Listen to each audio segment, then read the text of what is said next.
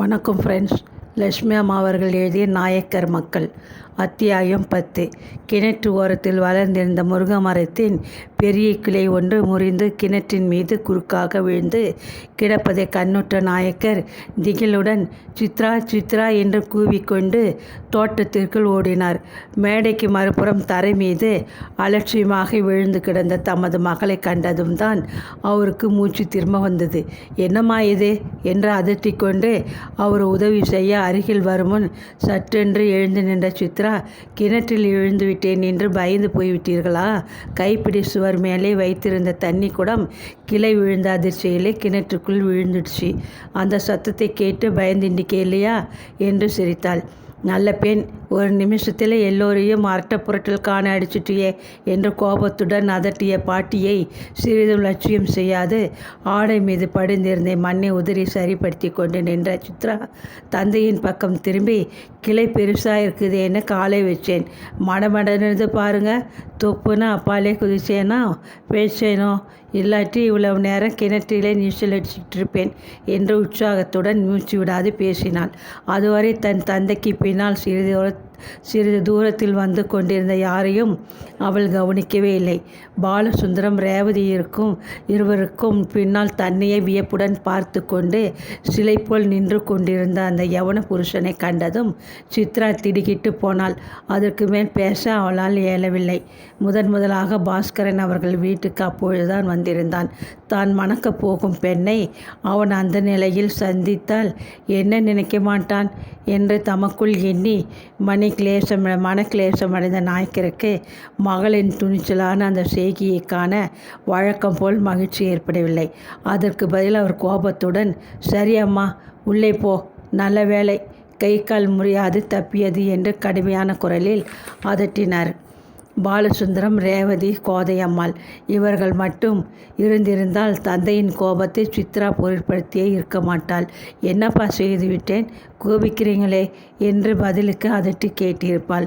ஆனால் வீட்டிற்கு புதிதாக வந்திருந்த அந்த வாலிபன் முன்னிலையில், அதுவும் அவளையே வியப்புடன் வேட்கை பார்த்து கொண்டே புன்முறுவலுடன் நின்ற அவன் முன்னிலையில் தந்தை அவளை அதட்டி உள்ளே போகும்படி உத்தரவிட்டதை கேட்ட சித்ராவுக்கு அவமானத்தினால் உடல் குன்றி போய்விட்டது. துக்கம் நெஞ்சை அடைத்தது. கண்களில் பொங்கிய நீர் கன்னத்தின் மீது தாரையாக வழியுமுன் விடுக்கென்று உள்ளே ஓடி மறைந்து விட்டாள். செழித்து வளர்ந்து நின்ற அந்த மரத்தையும் முறிந்து கிடந்த அந்த பெரும் கிளையையும் மாறி மாறி வியப்புடன் பார்த்த பாஸ்கரன் தனக்குள்ளே மெல்ல சிரித்து கொண்டான். சித்ராவின் துணிச்சல், கள்ளங்கபடமற்ற அவளது முகம், வெகுளித்தனமான அந்த பேச்சு எல்லாம் அவனுக்கு மிகவும் புதுமையாக இருந்தன. அந்த புதுமையை அவன் பெரிதும் ரசித்து மகிழ்ந்து கொண்டு வியப்புடன் நின்று கொண்டிருந்தான். அதற்கு மேல் என்ன செய்வது என்று குழப்பத்துடன் தவித்த நாயக்கர் நிலைமையை ஒருவாறு சமாளித்து கொண்டு, உள்ளே போகலாம் வாங்க, வெயில் சுள்ளுன்னு வீசுதே, ஒரு சமயம் மழை வந்தாலும் வரலாம் என்று கூறிவிட்டு மெல்ல திரும்பி வீட்டிற்குள் செல்ல நடந்தார். ஆமாம், வெயிலை பார்த்தால் அப்படித்தான் தோணுகிறது என்று ஆமோதித்த வண்ணம் அவரை பின்தொடர திரும்பிய பாஸ்கரன் பாலசுந்தரத்தின் பின்னால் நின்று கொண்டிருந்த ரேவதியை கண்டதும் ஒரு கணம் திடுக்கிட்டு போய் நின்று விட்டான். அவளை அங்கே அது சமயம் சந்திக்கக்கூடும் என்று சிறிதும் அவன் எதிர்பார்த்திருக்கவில்லை. யாதலால் அவனுக்கு அவ்வளவு திகைப்பு ஏற்பட்டது. படுத்து விரித்து கொண்டு கம்பீரமாக நிமிர்ந்து நிற்கும் சர்ப்பம் போல் மிகவும் இடுக்காக ரேவதி அவளை நிமிர்ந்து பார்த்தாள். அவளது அழகிய விழிகள் இரண்டிலும் ஏளனம் குடிக்கொண்டிருந்தன. பவள இதழ்களில் இகழ்ச்சி குறுநகை செய்து கொண்டிருந்தது. உனக்கு மனைவியாக வரப்போகும் பெண்ணின் லட்சணத்தை பார் என்று நகையாடுவது போல் இருந்தது அவளது முக சுபாவம். அதை கண்டு கோபமும் குழப்பமும் ஒருங்கே எய்திய பாஸ்கரன் தனது தடுமாற்றத்தை சமாளித்து கொள்ள கைகொட்டையினால் முகத்தை துடைத்து கொண்டான். முதலாக பாஸ்கரன் அங்கே ரேவதியை சந்திக்கும் பொழுது எப்படி நடந்து கொள்வான் என்று காண ஆவலுடன் துடித்து கொண்டு காத்திருந்த பாலசுந்தரம் அவனையே மிகவும் கூர்மையுடன் கவனித்தவாறு நின்று கொண்டிருந்தார். அவரது உள்ளம் ஆத்திரத்தில் கொதித்தது.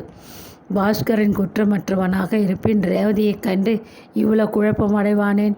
இரத்தம் என முகம் சிவந்து போக காரணம் என்ன நிச்சயமாக அவன் குற்றவாளிதான் என தமக்குள்ளே எண்ணி வைக்குண்ட அவர் வேண்டுமென்றே பாஸ்கரன், இவள்தான் என் மனைவி ரேவதி என்று தமது பின்னால் நின்று கொண்டிருந்த ரேவதியை அவனுக்கு அறிமுகம் செய்து வைத்துவிட்டு ஆவலுடன் அவனது முகபாவத்தையே கண்கொட்டாது பார்த்து கொண்டிருந்தார். ஆனால் பாஸ்கரன் இதற்குள் ஒருவாறு தன்னை சமாளித்து கொண்டு விட்டான். ஆகவே சந்தோஷம். ஸ்ரீமதி ரேவதி அவர்கள் எனக்கு ஏற்கனவே அறிமுகமானவர்தான். என்னுடன் கலாசாலையில் ஒன்றாக படித்தவர் என்று கூறிவிட்டு புன்னகை செய்தான். ஓஹோ, அப்படியா?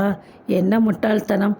ஏற்கனவே நன்கு தெரிந்து கொண்டிருக்கும் உங்களை நான் அறிமுகம் செய்து வைக்க வந்துவிட்டேன் என்று வறட்சியான குரலில் உரத்து சிரித்தார் பாலசுந்தரம். உள்ளே சென்ற நாயக்கர் தோட்டத்தின் பக்கம் திரும்பி, ஏன் இன்னும் அங்கே வெயிலில் நின்று கொண்டிருக்கிறீர்கள்? வாருங்கள் எல்லோரும் உள்ளே என்று அழைக்கவே பாலசுந்தரம், ஆமாம், உள்ளே போகலாம், வாருங்கள் என்று கூறிவிட்டு மெல்ல நடந்தார். முற்றத்தின் நிழலில் கிடந்த கயிற்று கட்டிலின் மேல் எல்லோரும் உட்கார்ந்து கொண்டனர். கோதையம்மாள் கொண்டு வந்து வைத்த வெற்றிலை தட்டை பாஸ்கரின் பக்கம் நகர்த்திவிட்டு நாயக்கர் சேமலாபங்கள் விசாரிக்க தலைப்பட்டார்.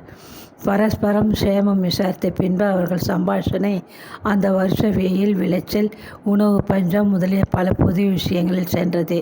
என்னது பேசுகிறோம் என்று அறியாது முடுக்கிவிட்ட எந்திரம் போல் ஒவ்வொருவரும் சம்பாஷித்து இருந்தார்களே தவிர அது சமயம் அவர்கள் ஒவ்வொரு மனமும் ஒரு தனி கவலையில் குழம்பி தத்தளித்து கொண்டிருந்தது. இந்த அசட்டு பெண் இந்த பையன் வரும் சமயத்தில் எப்படி நடந்து கொள்ள வேண்டும்? சீமைக்கு சென்று படித்து பட்டம் வாங்கியவன் பாஸ்கரன். இது என சுத்த நாட்டுப்புறத்து பெண்ணாக இருக்கிறாளே என்று சித்ராவை அவனுக்கு பிடிக்காது போய்விட்டாள் என்று தமக்குள்ளே சஞ்சலப்பட்டு கொண்டிருந்த நாயக்கர் என்ன பதில் அளிக்கிறோம் என்று யோசனையின்றி பேசி கொண்டிருந்தார். ரேவதிதான் கெட்டிக்காரி என்று எண்ணினால் அதற்கு மேல் இருக்கிறான் இவன். கண்மூடி திறப்பதற்குள் தனக்கு ஏற்பட்ட குழப்பத்தை சமாளித்து கொண்டு ஒன்றும் அறியாதவன் போல் மிகவும் அமைதியுடன் பேசினானே.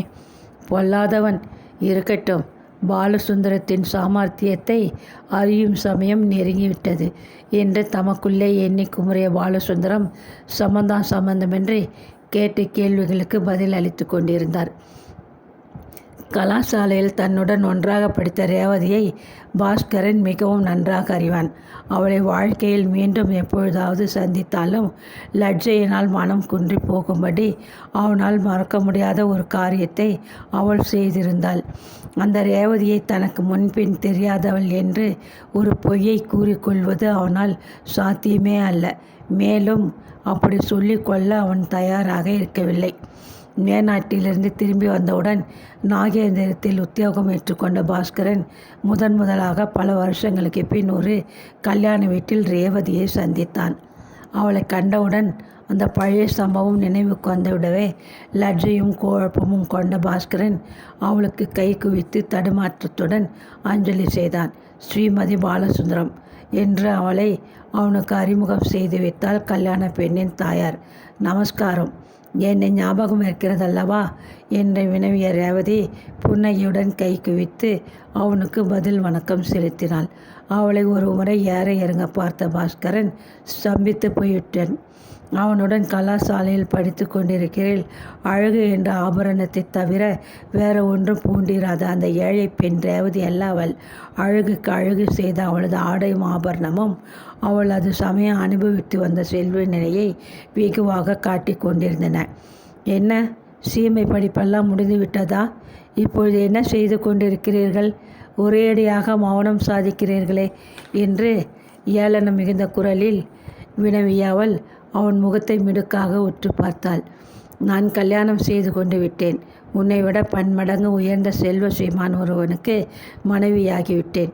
உன் காதலுக்காக நான் ஒன்றும் ஏங்கி கொண்டிருக்கவில்லை என்று சவால் விடுவது போல் இருந்தது கௌரவம் பிடித்து கொண்டிருந்த அவளது முகபாவம். ரேவதிக்கு ஒரு தனி சக்தி இருந்தது உண்மையே. அவளது பேரழகை கண்டு எல்லோரையும் போல் பாஸ்கரன் தடுமாறி மனதை ஒரு நாளும் பறிகொடுத்தவன் அல்ல. என்றாலும் ஏளன நிறைந்த சொற்கள் அவன் மனதை வெகுவாக புண்படுத்தி கோபத்தை உண்டு பண்ணதான் செய்தன. நீங்களும் இங்கே வசிக்கிறீர்களா? சந்தோஷம். பிறகு உங்களை வந்து காண்கிறேன் என்று கூறிவிட்டு அப்பால் சென்று விட்டான். அதற்கு பிறகு 4-5 முறைகள் அவன் ரேவதியை பல இடங்களில் சந்திக்க நேர்ந்தது. நண்பன் ஒருவன் குடும்பத்துடன் கலந்து கொண்டு அவன் சென்றிருந்த ஒரு உல்லாச பிரயாணத்திற்கு நண்பனின் தங்கையின் சிநேகிதி என்ற ஹோதாவில் ரேவதியும் அவர்களுடன் வந்திருந்தாள். அன்று முழுவதும் ரேவதி அவன் அருகில் உட்கார்ந்து கொண்டு சிறிதும் லஜ்ஜையின்றி எல்லோரும் முன்னிலையிலும் மிகவும் நெருங்கி உறவாடியது அவனுக்கு சிறிதும் பிடிக்கவே இல்லை. எனினும் அதை வெளியே காட்டிக்கொள்ளாது மிகவும் மரியாதையுடனே அவளுடன் சம்பாஷித்து கொண்டிருந்தான். மீண்டும் ஒரு முறை தர்மசங்கனமான அந்நிலைமை பாஸ்கரனுக்கு ஏற்பட்டுவிட்டது. நாகேந்திரத்தில் நடந்து கொண்டிருந்த புஷ்ப காட்சி ஒன்றிற்கு நண்பர்கள் சிலருடன் சென்றிருந்த பாஸ்கரன் காட்சி வைக்கப்பட்டிருந்த பூந்தோட்டத்தில் ரேவதியை அதிர்ச்சியாக சந்திக்க நேர்ந்தது. ஹலோ பாஸ்கர், ஏது நீங்கள் கூட இங்கே வந்து விட்டீர்களே என்று கேட்ட ரேவதி உல்லாசமாக நகைத்தாள். புஷ்பங்களை காண யாருக்கு தான் பிடிக்காது என்ற மரியாதையாக பதிலளித்துவிட்டு மேலே செல்ல எத்தனித்த அவனை அவள் விடவில்லை. மறந்துவிட்டேன் என்று என்ன முட்டாள்தனம்! உங்களுக்கு புஷ்பங்கள் என்றால் உயிராயிற்றே. இயற்கையும் பெரிதும் ரசிப்பவர் என்று அந்த நாளிலே உங்களுக்கு பெயராயிற்றே. ஆமாம், இந்த புஷ்பத்தின் பெயர் என்ன? இது மிகவும் அழகாக இருக்கிறதல்லவா என்று வினவினால் தொடர்ந்தாள் போல்.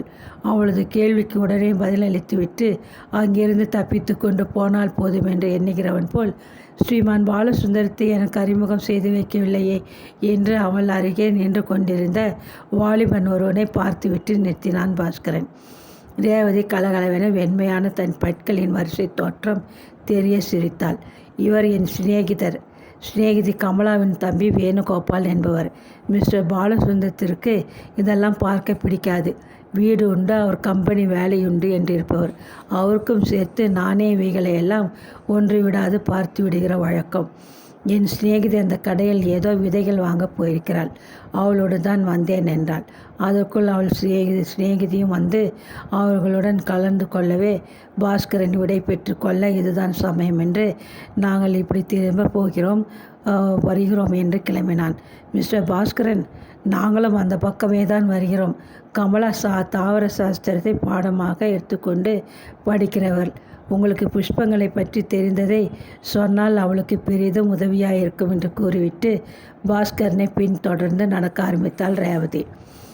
தன்னுடன் நேரடியாக உல்லாசமாக பேசி சிரித்து கொண்டு பூந்தோட்டம் முழுவதும் உலாவி வந்த ரேவதியின் பேச்சுக்களையும் கேள்விகளையும் மரியாதையை உத்தேசித்து பொறுமையுடன் சகித்து கொண்டிருந்தான் பாஸ்கரன். ஆனால் அதே சமயம் தோட்டத்திற்கு விஜயம் செய்திருந்த பலர் அவர்கள் இருவரையும் ஆச்சரியத்துடன் திரும்பி பார்த்துவிட்டு ஏதேதோ பேசிக்கொள்வதை அவன் கவனிக்காதிருக்க முடியவில்லை. அவர்கள் என்ன பேசிக்கொண்டிருப்பார்கள் என்பதையும் பாஸ்கரனால் ஊகிக்க முடிந்தது. ரேவதியை நன்கு தெரிந்து கொண்டிருந்த அவர்கள் கல்யாணமான ஒரு பெண்ணுடன் லஜ்ஜையின்றி மிகவும் நெருங்கி பேசிக்கொண்டு சென்ற அவனைக் கண்டு எள்ளி நகையாடி கொண்டிருந்தனர். தனது எண்சான் உடல் ஒரு சானாக குறுகிவிட்டது போல் அவமானத்தான் துடித்து கொண்டு தோட்டத்திற்குள் மெல்ல சுற்றி வந்து கொண்டிருந்த பாஸ்கரன் கடைசியாக ரேவதி விடை பெற்று கொண்டு தனியே புறப்பட்டு சென்றதும் நிம்மதியாக ஒரு பெருமூச்செறிந்தான். ஆனால் கூட வந்த அவனது நண்பர்கள் அவனை சும்மா விடவில்லை. என்னப்பா, பெரிய ஆசாமியாக இருக்கிறியே, எங்களுடன் ஒரு வார்த்தை கூட பேச முடியாது, ஒரேடியாக சொக்கி விழுந்து விட்டியே. நாங்கள் உனக்காக அனுதாபப்படுகிறோம். உன்னை விட அதிர்ஷ்டசாலி ஒருவன் உன்னை முந்தி கொண்டு விட்டான். இனி பயன் இல்லை. அவள் மிஸ்ஸஸ் பாலசுந்தரம் என்பது ஞாபகம் இருக்கட்டும் என்று பரிகாசம் செய்தனர். அவமானம் தாழ முடியாத அவன் அன்று முடிவில் தன் மனதிற்குள்ளே ஒரு தீர்மானம் செய்து கொண்டான்.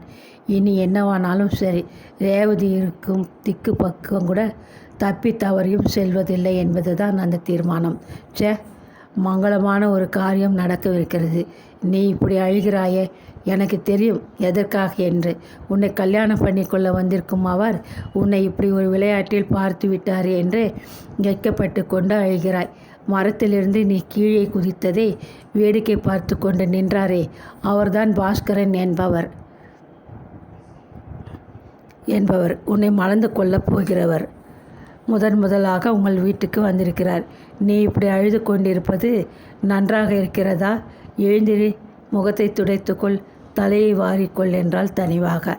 துன்புறுத்தப்பட்ட பூனைக்குட்டியை போன்ற சித்ரா நான் தலைவாரி கொள்ளப் போவதில்லை. என்னை விடுங்கள் சித்தி என்று கோபத்துடன் சீறினாள். இப்பொழுது இப்படித்தான் சொல்வாய்? அவரை மணந்து கொண்ட பின்பு எப்படி மாறிவிடுவாய் தெரியுமா என்று பரிகசித்த ரேவதி மெல்ல சிரித்தாள். நான் உண்மையாகவே சொல்கிறேன். நிச்சயமாக அவரை நான் கல்யாணம் செய்து கொள்ளப் போவதில்லை. கட்டாயம் மாட்டேன் என்று கிரீச்சிட்டு கத்திய சித்ராவுக்கு அது சமயம் பாஸ்கரன் மீது தாங்கினாத கோபம் பொங்கி கொண்டு வந்தது. முன்பின் தெரியாத அந்த வாலிபன் மீது அவளுக்கு அவ்வளவு கோபம் ஏற்பட ஒரு சிறு காரணமும் இருந்தது. கலகமற்ற அவளது அழகிய வதனத்தையும் துணிச்சலான அந்த செயலையும் கண்டு வியப்படைந்து போய் உபகையுடன் புன்முறுவல் செய்த பாஸ்கரனை சித்ரா தவறாக எண்ணிக்கொண்டிருந்தாள்.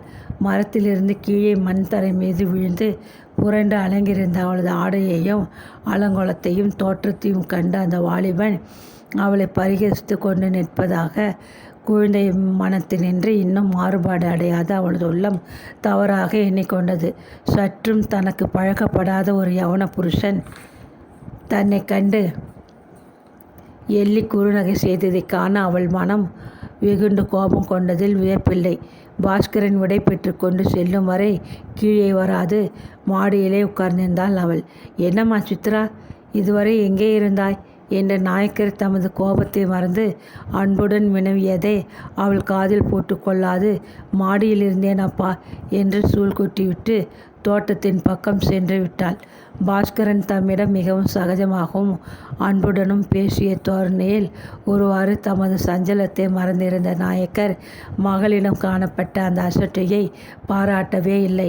பின்னால் நடக்கவிருந்த பல சம்பவங்களை முன்கூட்டி அறிந்து கொள்ளும் சக்தி மட்டும் அவருக்கு இருந்திருந்தால் கட்டாயம் மகளின் இந்த அசட்டுதான பணப்போக்கிற்கு ஒரு முற்றுப்புள்ளி வைத்திருப்பார் நாயக்கர்.